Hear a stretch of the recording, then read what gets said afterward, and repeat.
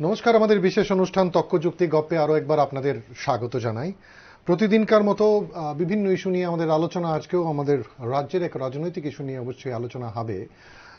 মুখ্যমন্ত্রীর বদল কতটা জরুরি, কিন্তু এই আলোচনায় যারা আমরা আমন্ত্রণ জানিয়েছিলাম, আমাদের সঙ্গে রয়েছেন বিজেপির মুখ্য প্রবক্তা নবেন্দু ভট্টাচার্য।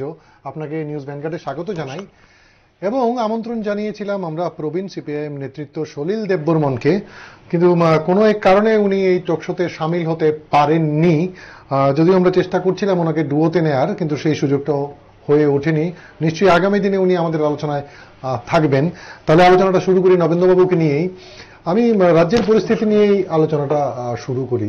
আজকের দিনেই একটা অভিযোগ যেটা তুলেছেন বিরোধী দলের প্রাক্তন যিনি পরিবহন মন্ত্রী ছিলেন, পুলিশ সরকারের হয়ে কাজ করছে এবং আগামী দিনে সেখানে এমনও হতে পারে পুলিশকে আইনের কাছে তার ব্যাখ্যা দিতে হতে পারে, কারণ তারা যে আচরণগুলো করছেন।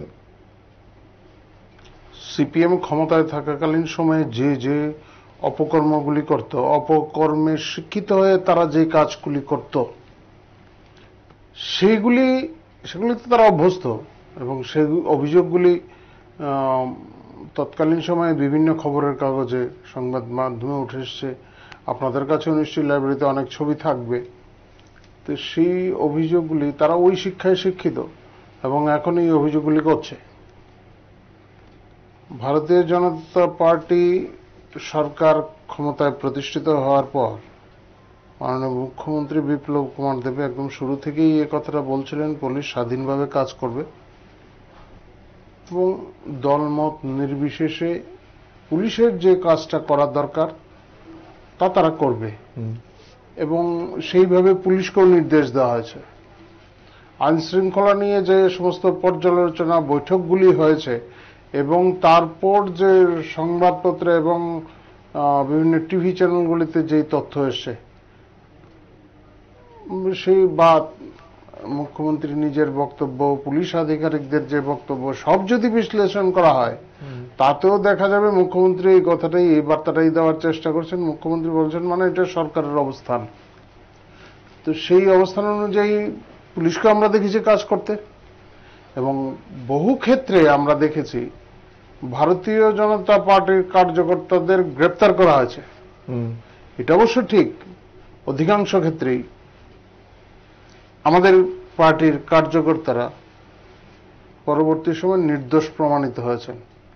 অনেক ক্ষেত্রে এই কম সময়ের মধ্যেই অনেক ক্ষেত্রে যাদের বিরুদ্ধে অভিযোগ এসছে তাদের দায়িত্বমুক্ত করা হয়েছে। তারা যখন নির্দোষ প্রমাণিত হয়েছেন তাদেরকে আবার অন্য দায়িত্বে বা সেই দায়িত্বে পুনর্বহালও করা হয়েছে এবং দৃষ্টান্তও রয়েছে। অভিযোগটা উঠলে পর তখনই তাকে দায়িত্ব থেকে নিলম্বিত করা হয়েছে, মোটামুটি ভাবে এরকমই হয়েছে। প্রথম আমরা যদি সুনিশ্চিত হতে পারি তার বিরুদ্ধে সুনির্দিষ্ট কিছু অভিযোগ আছে, তখন নিশ্চয়ই তাকে তার স্বচ্ছতা প্রমাণ করতে হয়। এবং দেখা গেছে অধিকাংশ ক্ষেত্রেই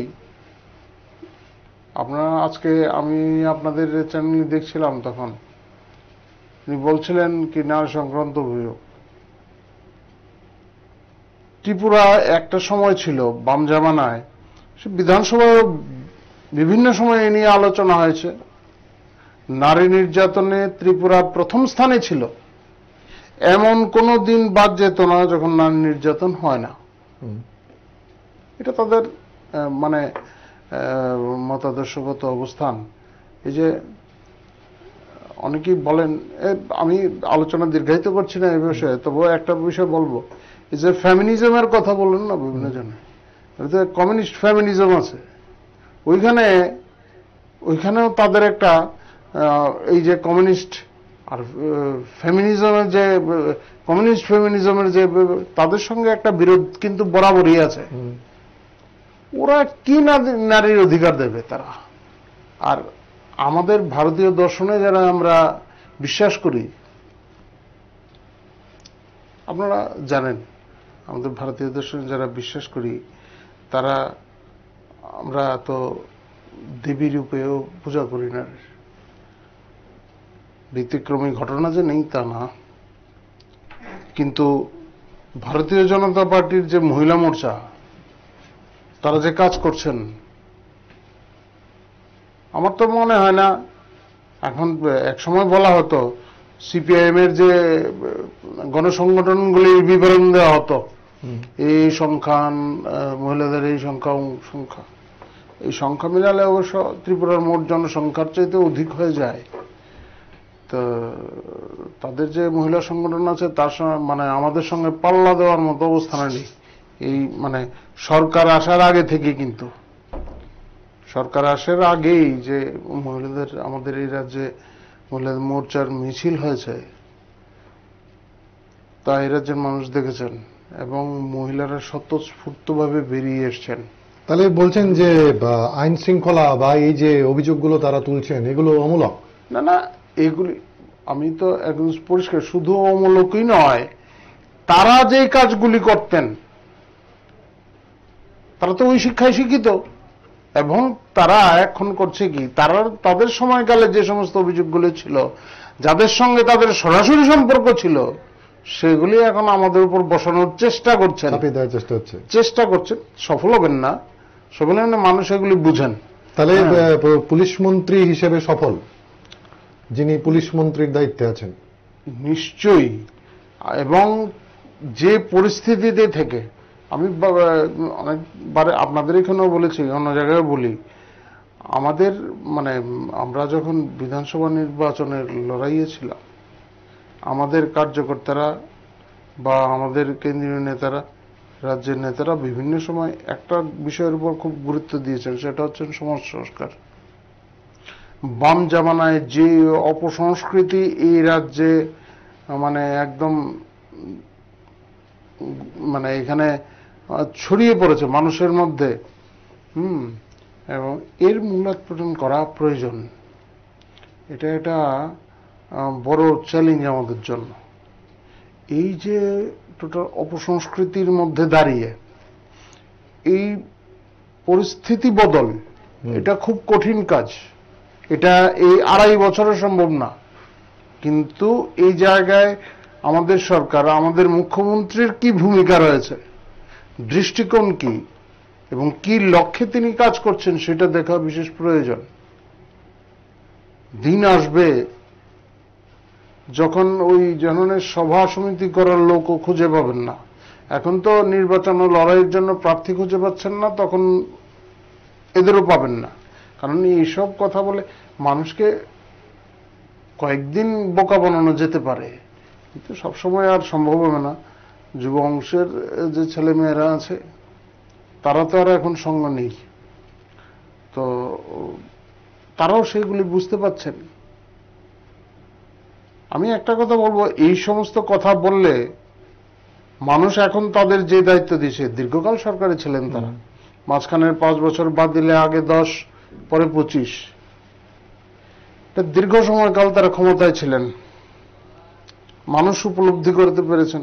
আরো আগেই করেছিলেন, উপযুক্ত স্থান পাননি বলে তারা মানে বহাল তবিয়তে ছিলেন। যখন মানুষ বিকল্পের সন্ধান পেয়ে গেছেন, তখন মানে তাদের বিদায় করে দিয়েছেন। মানুষ এখন তাদের বিরোধী দলের দায়িত্ব দিয়েছে। গণতন্ত্রে বিরোধী দলের একটা বড় ভূমিকা আছে। তো এই যে বিরোধী দলের যে দায়িত্ব থাকা দরকার, গঠনমূলক সমালোচনার ব্যাখ্যায় আমি যাচ্ছি আলোচনা, সমালোচনা, বিধানসভার ভেতরেই হোক বা বাইরেই হোক, এবং সরকারকে একটা দিক নির্দেশন করা, জনগণের সঙ্গে জনগণের কথা তুলে ধরা, গণতান্ত্রিক ব্যবস্থায় বিরোধী দলের একটা বড় ভূমিকা আছে। কিন্তু তারা যেই পথে হাঁটছেন, তারা এ থেকেও বিচ্যুত হচ্ছেন। এই সমস্ত অসত্য তথ্যগুলি তুলে ধরে, এবং মানে তারা যেই সমস্ত কার্যকলাপ করেছিল এখন আমাদের উপর চাপানোর চেষ্টা করছেন, এই সমস্ত মানুষ বুঝছে। একটা সময় আসবে মানুষ তাদের এই বিরোধী দলের দায়িত্ব থেকেও সরিয়ে দেবে। এখন তারা তো বলছেন যে আপনাদের দলের মধ্যেই নতুন করে বিরোধী দল তৈরি হয়েছে, তাদের কাজটা তারা করছেন, বিরোধিতা করছেন সরকারের। এইসব মানে এগুলি হচ্ছে এগুলি তো তারা একটা চক্রান্ত তারা করে। এটা তাদের মতাদর্শগত অবস্থান, চক্রান্ত করা, অস্থিরতা তৈরি করা, এটা যে কোনো ভাবেই হোক, ভাইরাস ছড়িয়ে হোক আর মানে অন্তর্ঘাত করে হোক, এই সমস্ত তারা করে। এটা তাদের মতাদর্শগত অবস্থান। আপনি যে কমিউনিস্ট পার্টির ইতিহাস দেখেন, সোভিয়েত ইউনিয়ন থেকে শুরু করে চীন, সব দেশেই, হ্যাঁ, এই স্টালিনের সময় মুখ্যমন্ত্রী আর প্রধানমন্ত্রী যে ছিলেন তিনি তার ছেলেদেরও বাঁচাতে পারেননি। মানে বুঝেছেন, থ্রেট আছে। তারা হচ্ছে খুন, সন্ত্রাস, ষড়যন্ত্র, এই হচ্ছে তাদের মতাদর্শগত ভিত। এর উপর দাঁড়িয়ে তারা কাজ করে। তবে তাদের কাছে তো এটাই এক্সপেক্ট করা যায়। কিন্তু এখন এই আমাদের রাজনীতির অলিন্দে যে কথাটা কানাঘুষো হচ্ছে, যে শাসক দলের বিধায়করা দিল্লি পাড়ি দিয়েছেন, তাদের বিস্তর অভিযোগ তারা সেখানে নালিশ জানাতে গেছেন। আমাদের কাছে এই ধরনের কোনো খবর নেই, কিন্তু বিধায়করা তো গেছেন। না, আমি বলছি আমাদের বিধায়ক যেতেই পারেন। বিধায়ক কোনো আপনিও যেতে পারেন, আমিও যেতে পারি, দুটো ত্রিপুরা ভবন আছে। তারাও বলেছেন, এই কথাটা তারাও বলেছেন যে যেতেই পারেন, কিন্তু তাহলে এত গুঞ্জন কেন? না, দেখুন, এগুলি হচ্ছে কি, আপনি কেউই এই কথাটা বলবে না। আমাদের পার্টির সভাপতির কাছে এই ধরনের খবর নেই, আর আমার কাছে তো নেই। আপনার এখানে আসার আগেও আমি বিভিন্ন সময় সভাপতির সঙ্গে এই ধরনের খবর নেই। কিন্তু মানে যেতেই পারেন, যে কেউ যেতে পারেন। আমাদের নেতাদের সঙ্গেও কথা বলতে পারেন। দিল্লিতে যারা আছেন কেন্দ্রীয় নেতারা, তারা যখন ত্রিপুরাতে আসেন তাদের সঙ্গে আমাদের কথা হয় বিভিন্ন সময়, কখন ব্যক্তিগত আলাপচারিতাও হয়। এখন কেউ পেটের মেমো নিয়ে দিল্লি গেলেন বা মাথার বেমো নিয়েও যেতে পারেন, তো এই বেমো নিয়ে গেলে তার দায়, মানে কি তার বিক্ষোভ বিশ্লেষণ তো অনেক কিছু হতে পারে। দেখুন, আমিও দীর্ঘদিন সাংবাদিকতা, তারা তো কেউ বলছেন যাওয়ার পর যে আমরা সাংগঠনিক বিষয় নিয়েই কথাবার্তা বলতে গেছি। আমি বলছি সাংগঠনিক বিষয় নিয়ে কথাবার্তা হতে পারে, তাতে কি দোষের আছে? কিন্তু কথা হলো, মানে এটাকে যেইভাবে প্রস্তুত করা হচ্ছে। আমি দীর্ঘদিন সাংবাদিকতায় ছিলাম। সাংবাদিকতায় যখন ছিলাম তখন আর বিকল্প অন্য কিছু চিন্তাও করিনি। মানে একনিষ্ঠভাবেই সাংবাদিকতা করেছি, এবং সেটা এখানে রাজ্যের মানুষ সবাই জানেন, যারা সাংবাদিকতায় আমার বন্ধুরা আছেন তারাও জানেন। কিন্তু সংবাদপত্র কিংবা সংবাদ মাধ্যমের খবরের উপর ভিত্তি করে পার্টি কোনো সিদ্ধান্ত নিতে পারে না। তার জন্য সুনির্দিষ্ট কিছু তথ্য থাকা প্রয়োজন।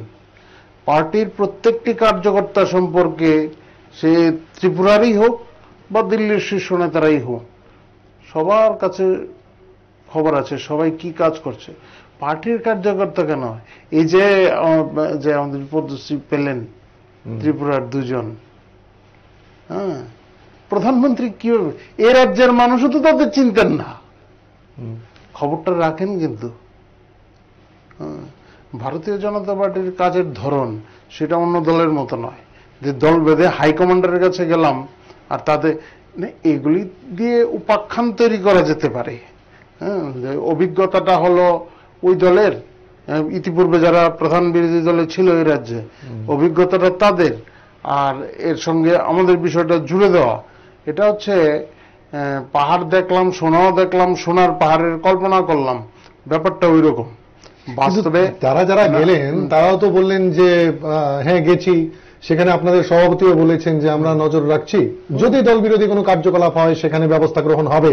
যদি দিল্লি যাক আর ত্রিপুরাতেই থাকুন, পার্টির কোন স্তরের কার্যকর্তা কখনো যদি আমাদের মতাদর্শের বিরুদ্ধে গিয়ে কাজ করেন বা শৃঙ্খলা ভঙ্গের কাজ করেন, আমাদের একটা কমিটি আছে আলাদা শৃঙ্খলা ভঙ্গের জন্য, সেখানে বিষয়গুলো আলোচনা হয়।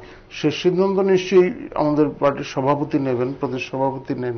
আমাদের যে কোনো স্তরের কার্যকর্তা, তাকে যদি বহিষ্কার করতে হয়, সভাপতি স্বাক্ষর করেন তাতে। কিন্তু ওই বিষয়ে আলোচনা হয়। আমাদের কাছে তো এখনো সেরকম কোনো খবর নেই, হ্যাঁ, তারা কি আলোচনা করেছেন। এখন দিল্লিতে গিয়ে যদি তারা এমন কিছু করেছেন, যদি গিয়ে থাকেন, কেউ যদি এই ধরনের কিছু কাজ করেন, নিশ্চয়ই আমাদের এখানে খবর আসবে। সে অনুযায়ী বিভিন্ন সময় বলছে, সে দিল্লিই থাকুন, আগরতলায় থাকুন, প্রত্যন্ত এলাকাতেও থাকতে পারেন, সেখানে থেকেও যদি কেউ এরকম করে, না ব্যবস্থা না, দিল্লি যাওয়া এই যে বিতর্কটা উঠেছে সেই বিতর্কটার মিডিয়া তৈরি করেনি, তাদের কথাবার্তার থেকে এই বিতর্কটা তৈরি হয়েছে। কেউ এমন কথা বলেছেন বলে আমার জানা নেই। হ্যাঁ, কোট আনকোট কেউ কিন্তু কিছু বলেননি।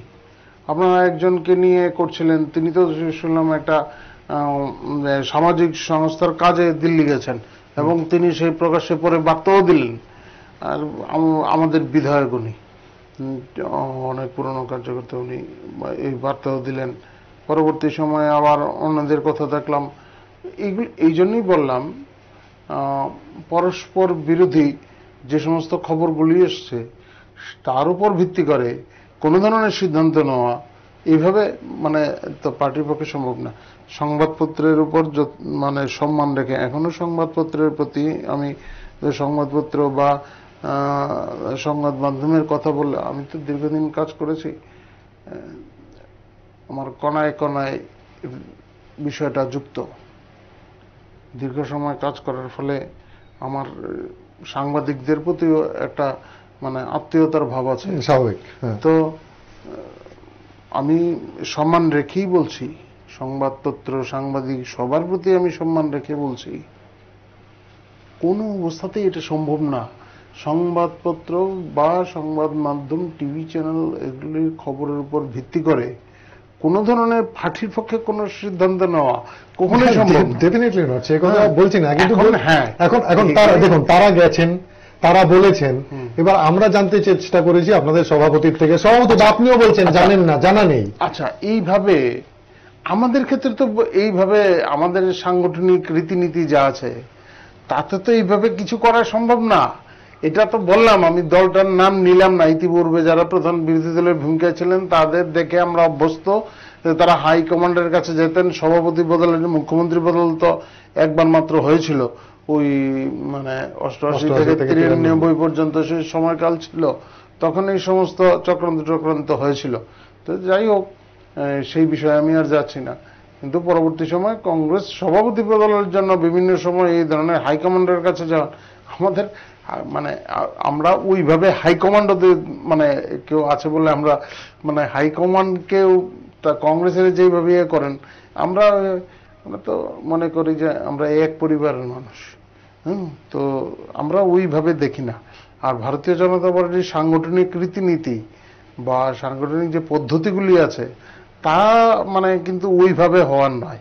যদি কেউ এইরকম ভাবে স্বপ্ন দেখেন তাহলে মানে স্বপ্ন দেখা তো আমরা আটকে রাখতে পারবো না। আর এইগুলির পেছনে এই যে বিষয়গুলি উঠে আসছে যে এরকমটা হবে, ওই রকম হতে পারে, এই গুঞ্জন তো মানে সিপিএম বরাবরই এই সমস্ত গুঞ্জনে হাওয়া দিয়ে থাকে। শুধু তাই না, গ্রাম পাহাড়ে তো বিভিন্নভাবে এই গুঞ্জনও ছড়িয়েছে যে কোভিড ভাইরাসটা তেমন কিছু না, এটার এত গুরুত্ব দেওয়ার দরকার নেই, এটা মোদী সরকারের দেওয়া হয়, এরকম মেসেজও গেছে বিভিন্ন। কারা দিয়েছে আমরা জানি, যারা এই রাজ্যে কোভিড মানে ছড়ানোর জন্য চেষ্টা করেছে, এই দেশে ছড়ানোর চেষ্টা করেছে, তারা তো এই রাজ্যের এই দেশের প্রতি তাদের কোনো দায়বদ্ধতা নেই, রাজ্যের মানুষের এই দেশের মানুষের দায়বদ্ধতা নেই। তাদের দায়বদ্ধতা হচ্ছে যেখান থেকে কোভিড ভাইরাস ছড়িয়েছে সেখানের প্রতি তারা দায়বদ্ধ। ঠিক আছে, কিন্তু এখান থেকে তো বিধায়কদের তো তারা ঠেলে পাঠাননি। আরে বিধায়করা তো যেতেই পারেন, কালকে আমি গেলে কি হবে? আচ্ছা, বিষয়টা আমি তো বললাম পেটের বেমো মাথার বেমো নিয়ে যদি পেটের বেমো মাথার বেমো নিয়ে গেছেন কিন্তু তারা বলবেন, আমি উদাহরণ দিয়ে বলছি, হ্যাঁ, নিয়ে যদি যান, কেউ যদি মনে করেন আমি চিকিৎসিত হব তাও করতে পারেন, কেউ যদি মনে করেন না আমি দেখা করতে যাব, আমার সিনিয়র লিডারদের দেখা করা আমার প্রয়োজন, আমার মানসিক মান উন্নয়ন প্রয়োজন, আমার রাজনৈতিক মান উন্নয়ন প্রয়োজন, হ্যাঁ, আমার যে রাজনৈতিক কর্মকাণ্ড তা নিয়ে আমার একটু বিশ্লেষণ করা প্রয়োজন, আমার যে মেধা শক্তি আছে পার্টি সম্পর্কে আমার আরো বিস্তর জানা প্রয়োজন। আমাদের বড় লাইব্রেরি আছে দিল্লিতে, সেখানে গিয়ে উনি পাঠ নেবেন, অনেকে সহায়তা নিতে পারেন, আগ্রহী হয়ে অনেকে সাহায্য সহায়তা করবে। কিন্তু এই যে আপনি যেটাকে এইভাবে ব্যাখ্যা করছেন, নাগরা সাহেব এসেছিলেন কংগ্রেসের নেতা, উনি এটাকে কোট করলেন এবং বললেন এটা সরকার স্টেবল নয়, এবং উল্টি গিনতি স্টার্ট হয়ে গেছে। ওরা তো দেখুন, আমি তো আগেই বললাম নারাজ সাহেব যে বললেন, তো উনি তো এই সমস্ত বিষয়ে অভ্যস্ত। হাইকমান্ডের কাছে দৌড়ে যাওয়া, বদল করতে হবে, এবং মারপিটও হয় তাদের মধ্যে এই সমস্ত নিয়ে। কংগ্রেস ভবনে যে কতবার মারপিট হয়েছে, আপনি শেষ পর্যন্ত আমাকে বলিয়ে দিলেন কংগ্রেস ভবনের কথা। এই সাংবাদিকতার কারণে তো আপনিও জানেন কংগ্রেস ভবনে কতবার লাঠি পেটা হয়েছে, কত ধরনের কত কিছু ঘটনা হয়েছে। সেগুলি আর এখানে দর্শকদের সামনে নাই বা বললাম। হ্যাঁ, তো এই সমস্ত ঘটনার তো সাক্ষী এই রাজ্যের মানুষ। তো এটা তাদের কালচার, তারা ওইভাবে চিন্তা করলে আমাদের তো কিছু করার নেই। স্বপ্ন দেখতেই পারেন, এই পাহাড়ও দেখলেন, সোনাও দেখলেন, দুটো মিলিয়ে একবার।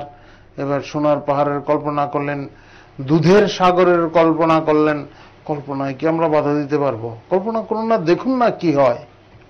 আমি আসছি, ছোট্ট একটা বিরতিতে যাচ্ছি, বিরতির পর ফিরছি আলোচনায়, সঙ্গে থাকুন। ফিরে এলাম বিরতির পর যে আলোচনায় আমরা ছিলাম, যেটা আপনার কাছে জানতে চাইবো যে এই আলোচনাগুলো উঠছে, একটা হচ্ছে গিয়ে রাজনৈতিক অভিজ্ঞতা, যেটা বলা হচ্ছে যে যেটাকে কেউ প্রজেক্ট করার চেষ্টা করছেন, কেউ বা বলছেন যে ওনার রাজনৈতিক অভিজ্ঞতা অনেক কম। এই রাজ্যে অনেকেরই যে রাজনৈতিক অভিজ্ঞতাটা রয়েছে, ওনার সেই অভিজ্ঞতাটা নেই। এই বিষয়টাকেও সামনে আনার চেষ্টা করছেন কেউ। অভিজ্ঞতার মূল্য সবসময়ই আছে, কিন্তু কথা হলো সবসময় যে অভিজ্ঞতা দিয়ে কাজ হয় তাও না। অভিজ্ঞরা এতদিন ধরে লড়াই করছিলেন না এ রাজ্যে, এতটা বছর ধরেই তো লড়াই করছিলেন। ঠিক আছে, অভিজ্ঞতারা দীর্ঘদিন ধরে করছিলেন, তাতে তো কোনো কাজ হলো না। অভিজ্ঞতাতে কোনো কাজ হয়নি।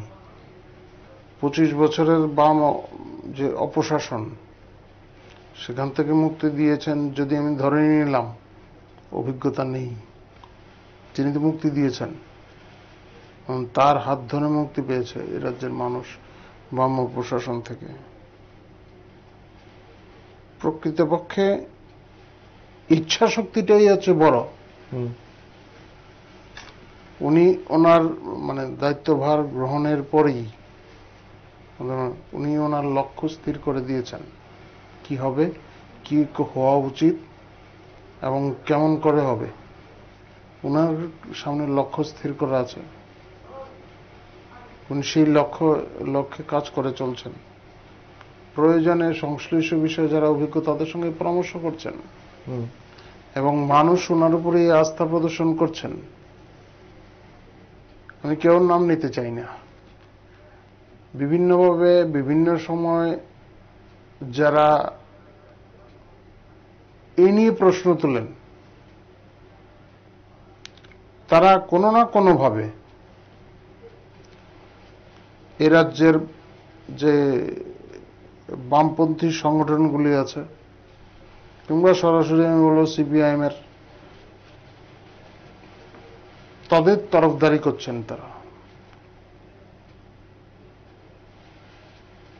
এগুলি করে কিন্তু খুব একটা তাদের যে রাজনৈতিক লাভ হবে তাও না। একটা সময় আসবে মানুষ তাদের বর্জন করবে। এই সমস্ত বিষয়গুলি কিন্তু তুলে ধরছে বিরোধী দলের রাজনৈতিক দলগুলি নানাভাবে। এই গুজব ছড়ানো, এগুলো তো গুজব ছড়ানো। আমাদের কোন নেতা কখনো ওইভাবে কথা বলেছেন ওনার বিরুদ্ধে? কখনোই না। এই যে স্বাস্থ্য দপ্তর নিয়ে এতগুলি অভিযোগ ছিল, আদালতের শুনানি শেষ হয়নি, কিন্তু জনস্বার্থ বিষয়ক মামলা যেটা হয়েছিল কোভিড পরিস্থিতিকে কেন্দ্র করে, আজকে দেখিনি উচ্চ আদালত কি রায় দিয়েছে। রায় দেয়নি, পুনরায় আজকে এই বিষয়ে সন্তুষ্টি প্রকাশ করেছে রাজ্য সরকার। এই নিয়েও তো কথা উঠেছে, যে বিষয়টা উঠে এসছে যে অনেকগুলো দপ্তর ওনার হাতে, সামলাতে পারছেন না, সাংসদকে দায়িত্ব দেওয়ার পর সেখানে পরিস্থিতির বদল হয়েছে। না, প্রয়োজনে কাউকে, উনি তো সাংসদ যিনি আছেন, উনি হচ্ছেন আমাদের রোগী কল্যাণ সমিতির দায়িত্বে আছেন। উনি রোগী কল্যাণের স্বার্থে কাজ করবেন না, উনি যাবেন না। সিপিএম আমলে কে দায়িত্বে ছিল কেউ জানতই না। উনি দায়িত্ব নিয়েছেন, আমাদের পার্টির লোক তো উনি, আমাদের পার্টির লোক, ফলে উনি সেই শিক্ষায় শিক্ষিত যে উনি মানুষের স্বার্থে কাজ করবেন। সেই জন্য আমাদের সাংসদ প্রতিমা ভৌমিক মহোদয়া উনি ছুটে গেছেন। বিস্তর সমস্যা থাকা সত্ত্বেও ওনার জন্য উনিও তো মানে এই যে এইভাবে যে ছুটে গেছেন, ওনারা তো নিশ্চয়ই ভয় ছিল যে এই আক্রান্ত রোগীদের, কোভিডে আক্রান্ত রোগীদের সঙ্গে উনি দেখা করবেন, বা যারা ফ্রন্টলাইনে কাজ করছেন তারা তাদের মাধ্যমে কোনো না কোনোভাবে উনি ইনফেক্টেড হতে পারতেন। না, ব্যাখ্যাটা এরকম ভাবে হচ্ছিল যে উনি কথা শুনছেন না কারোর, অনেকগুলো দপ্তর নিজের হাতে। আমি বলছি, শেষ করে আমি বলছি, উনি তো নিশ্চয়ই যাবেন, কারণ উনি দায়িত্ব নিয়েছেন। এই যে রোগী কল্যাণ সমিতির দায়িত্বে উনি আছেন, দুইটা হসপিটাল দুজনকে দায়িত্ব দিয়েছে। এটাতে আমাদের যে বিধায়ক আছেন ডাক্তার দিলীপ দাস, উনি আছেন আইজিএম এ, আর ওটার দায়িত্বে উনি আছেন। উনি যাবেন, রোগীদের বিষয়ে উনি কথা বলবেন, কারণ রোগীরা যাদের ভর্তি করা হচ্ছে তাদের পরিবারের লোকজন খবর পাচ্ছেন না, মানে ওনাদেরকে, কারণ পরিবারের লোক ঢুকতে পারেন না, কারণ ঢুকতে দেওয়া হয় না, এই কারণে তারা ইনফেক্টেড হয়ে যেতে পারেন। এই সমস্ত জটিল সমস্যাগুলি ছিলই। তারপরেও তদন্ত তো চলছে, নাশকতার চেষ্টা তো হয়েছে, এর পেছনেও তারা আছে। নাশকতা, ষড়যন্ত্র, এগুলো সিবিএমকে বাদ দিয়ে হয় না। তো যাই হোক, এগুলি বেরিয়ে আসবে, কারা কারা আছে, তাদের হয়ে কারা কারা কাজ করছে। এর মধ্যে কি আপনাদের দলের আমি ওইভাবে তদন্ত তো হচ্ছে। আচ্ছা, তদন্তে সবই বেরিয়ে আসবে যে সিপিএম তো সিপিএমকে বাদ দিয়ে ষড়যন্ত্র হয় না, তাদের এজেন্ট হিসাবে যদি তারা কি তাহলে আপনাদের মধ্যে কাউকে জড়িয়ে ফেলতে পেরেছেন? না, সেটা এইভাবে কি বলা যায়? আমি তো আর তদন্তকারী আধিকারিকও নই, বা তদন্তের দায়িত্ব আমাকে দেওয়া হয়নি। আমি যেটা জানি, তদন্ত হবে, তদন্ত বেরিয়ে আসবে কে আছে কে না। তো সেই জায়গায় মানে দায়িত্বটা আমাদের সাংসদকে দেওয়া হয়েছে, এমন ভাবটা ভুল। উনি ওনার দায়িত্ব পালন করছেন এবং আমরা গর্বিত এই ধরনের সাংসদ হওয়ার জন্য।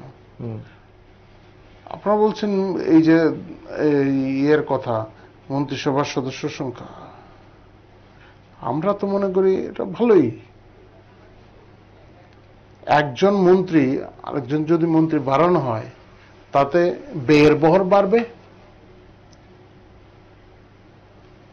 এই রাজ্যে একসময় তো মন্ত্রিসভার সদস্যদের সংখ্যা 18, 19, 20 এরকম থাকতো, কিন্তু সেটা যখন নির্দেশ হয়ে আসে, আইন তৈরি হয়ে যায়, তখন সংখ্যাটা হ্রাস পায়। 60 জনের বিধানসভায় কতজন মন্ত্রী হবে তা নির্দিষ্ট করে দেওয়া হয়েছে, নির্দেশিকায় আসছে। কারণটা কি? ব্যয় সংকোচের জন্যই কিন্তু এটা করা হয়েছে। ব্যয় সংকোচ হবে, এত মন্ত্রী থাকলে ব্যয়ের বহর বাড়বে। আমরা তো চাই ব্যয়ের বহরটা আরো কমক। কাজ করতে কি মন্ত্রী হতে হয় নাকি?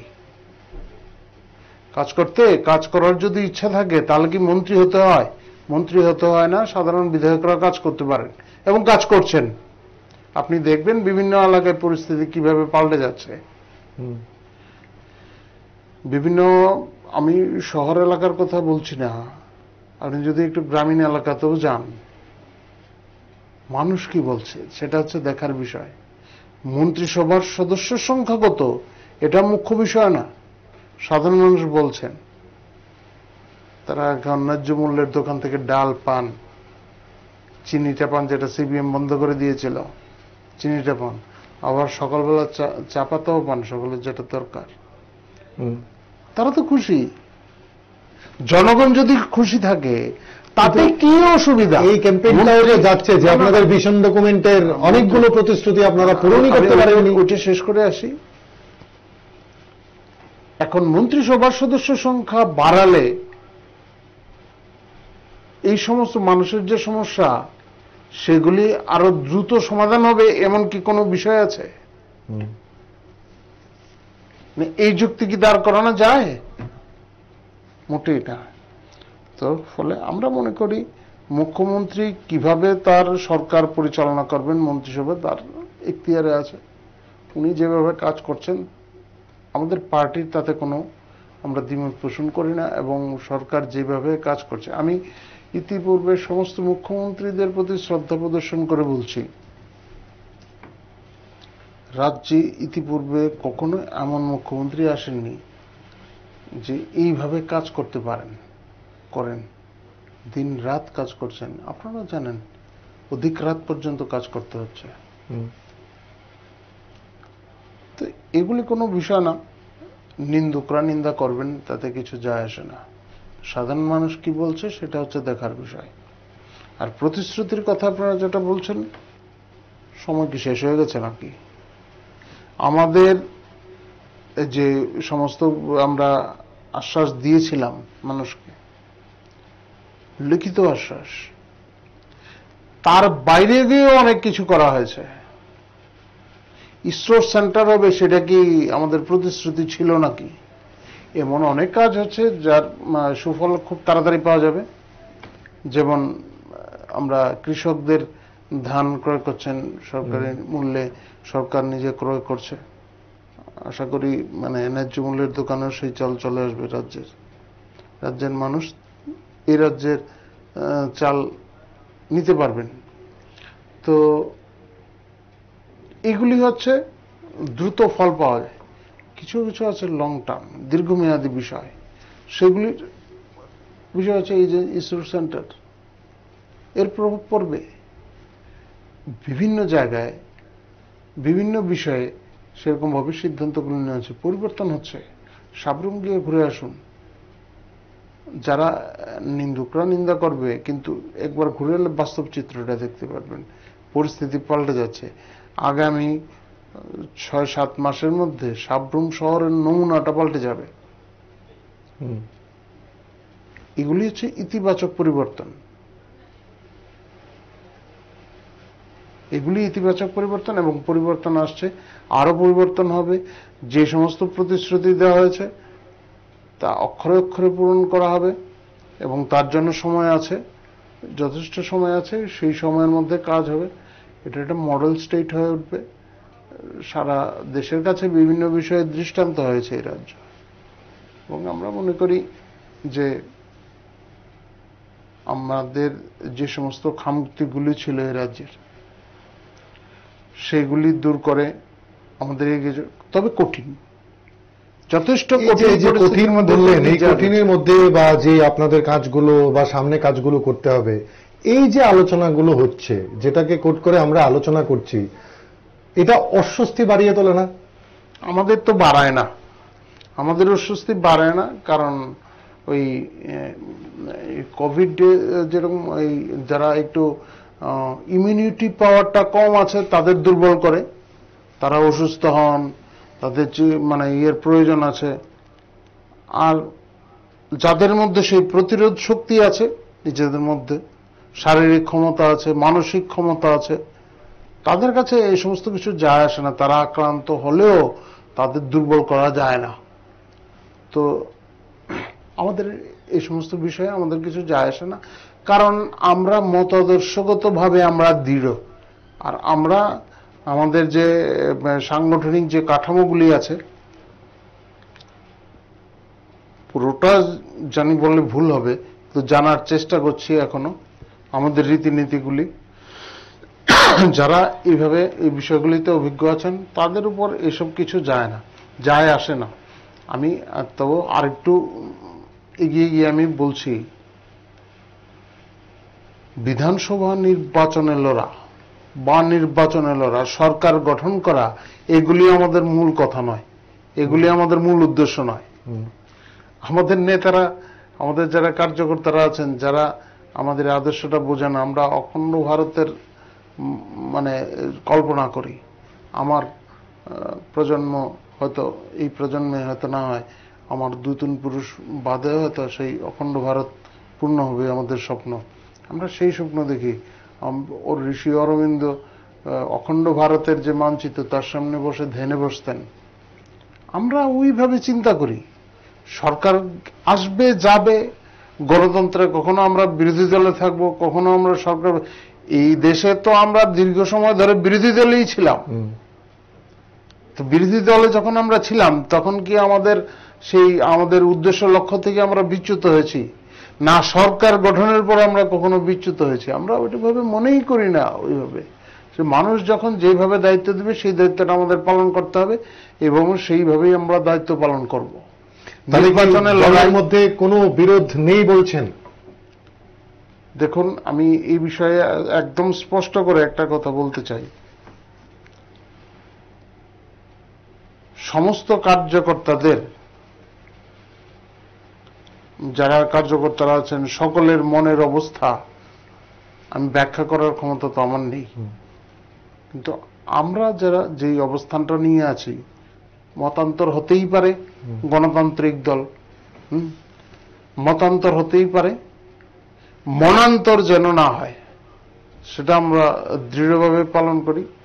আর মনান্তর হওয়ারও কোনো কারণ নেই, মতান্তর হতেই পারে, আর মতান্তর হওয়াটাও প্রয়োজন। মতটা বিভিন্ন জনের বিভিন্ন মত আসবে, তার মধ্যে বিচার মন্থন হবে, যা বেরিয়ে আসবে এই বিচার মন্থনের মাধ্যমে তা প্রয়োগ করা হবে, তা কার্যকরতে প্রয়োগ করা হবে।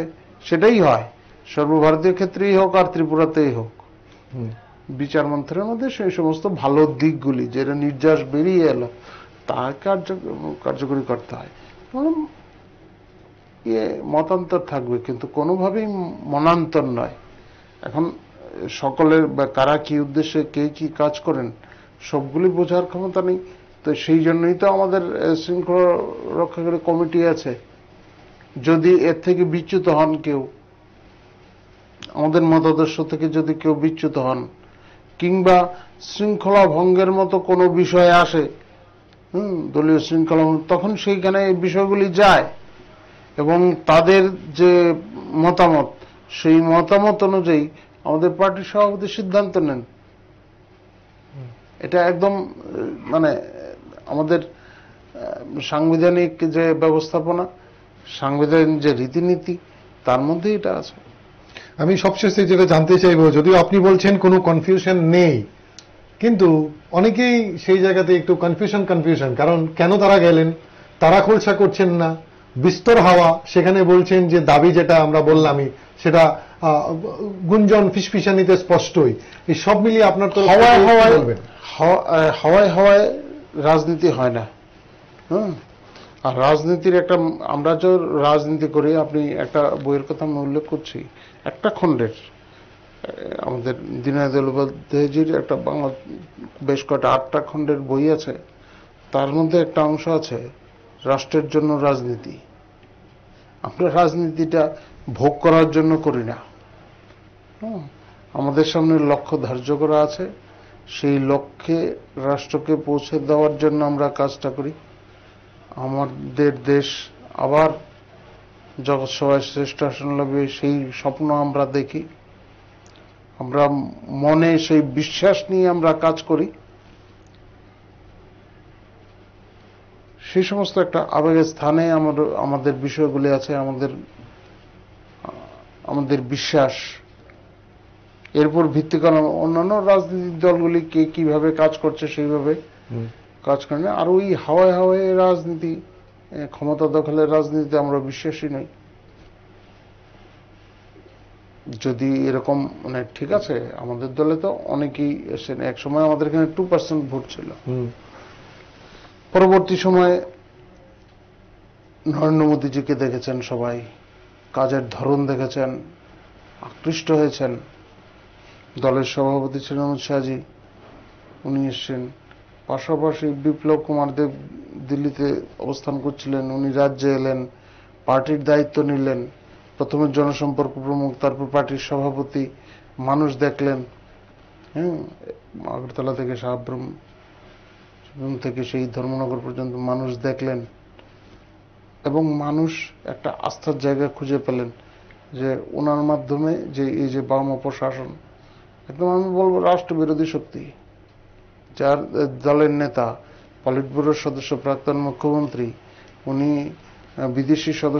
বিদেশি অতিথিদের সামনে বলছেন যে ভারতের বিদেশ নীতি নিয়ে, এবং বলছেন ভারত দাদাগিরি করে। সেটা রাষ্ট্রবিরোধী দল ছাড়া আর বলার অন্য কিছু বলা যায় না, ভালো কিছু বলা যায় না।